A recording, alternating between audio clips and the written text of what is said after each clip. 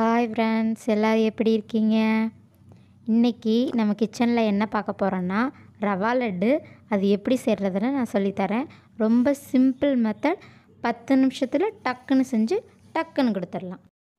1 cup ரவை, அதுக்கு தேவையான அளவுக்கு சர்க்கரை. இதில் நீங்கள் எவ்வளோ ஸ்வீட்டோ அதே மாதிரி சேர்த்துக்கோங்க. ஏலக்காய், முந்திரி, உலர்திராட்சை வீட்டிலே எப்படி செய்கிறத நான் ஐ பட்டனில் கொடுத்துருக்கேன். இது எங்கள் வீட்டிலே ட்ரை பண்ணது. நீங்களும் ட்ரை பண்ணி பாருங்கள். டிஸ்கிரிப்ஷன்லேயும் கொடுத்துருக்குறேன், பாருங்கள். ஃபஸ்ட்டு அடுப்பை பற்ற வச்சு நான் நெய் காய வச்சுருந்தேன், ஊற்றிட்டேன். இப்போ முந்திரி பருப்பு சேர்த்து வறுத்துக்கலாம். நல்லா பொரியட்டும். நல்லா டேஸ்ட்டாக இருக்கும். எங்கள் சேனல்லே ஏற்கனவே உலர் திராட்சை வீட்டிலே எப்படி செய்கிறத நான் சொல்லியிருக்கேன்.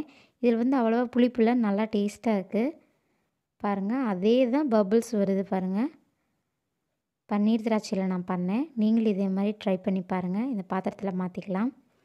அதே நெய்யில் இந்த ரவையை சேர்த்து நல்லா வறுத்து விடுங்க. ஆனால் கலர் சேஞ்ச் ஆகக்கூடாது. அதை நல்லா கவனிச்சுக்கோங்க. அந்தளவுக்கு நல்லா வறுத்து விடுங்க. ரொம்ப டேஸ்ட்டாகவும் இருக்கும், ரொம்ப சாஃப்டாகவும் இருக்கும். முதல்ல குழந்தைங்களுக்கெல்லாம் கடுக்கு முடுக்குன்னு கொடுக்கறதுக்கு பதிலாக இந்த மாதிரி இந்த லாக்டவுன் டைமு வீட்டிலே இந்த மாதிரி செஞ்சு கொடுங்க. எல்லோரும் விருப்பப்பட்டு சாப்பிடுவாங்க. ஈஸியாக செய்யலாம். ஒரு 10 நிமிஷத்தில் ரவை மட்டும் இருந்தால் போதும். இப்போ இதை அடுப்பை ஆஃப் பண்ணிவிட்டு இதை லைட்டாக ஒரு 2 சுற்று மிக்சியில் விட்டு எடுத்துக்கலாம். 2 சுற்று விட்டு எடுத்தாச்சு, போதும்.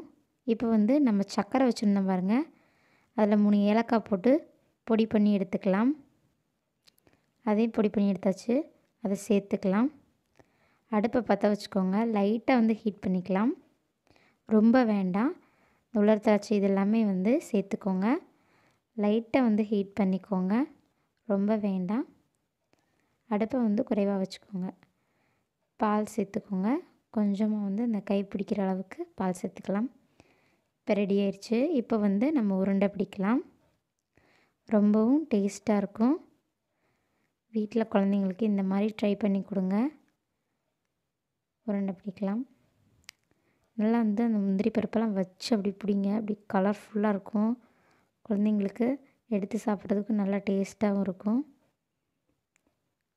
பாருங்கள், இந்த மாதிரி கொஞ்சம் அழுத்தம் கொடுத்து நீங்கள் உருண்டை பிடிச்சிங்கன்னா தான் நிற்கும். அதுக்காக தான் சொல்கிறது. சூடு கொஞ்சம் ஓரளவுக்கு கையில் இது நிற்கோங்க, ரொம்ப பண்ணிக்க வேண்டாம், சுற்றும். அதுக்கு தான் சொன்னேன். இதே மாதிரி எல்லாத்தையும் உருண்டை பிடிச்சிக்கலாம். பாருங்கள், இவ்வளோ அழகாக இருக்குது. எல்லாத்தையும் நான் பிடிச்சாச்சு. பாருங்கள், ரவா லட்டு ரெடி ஆயிடுச்சு.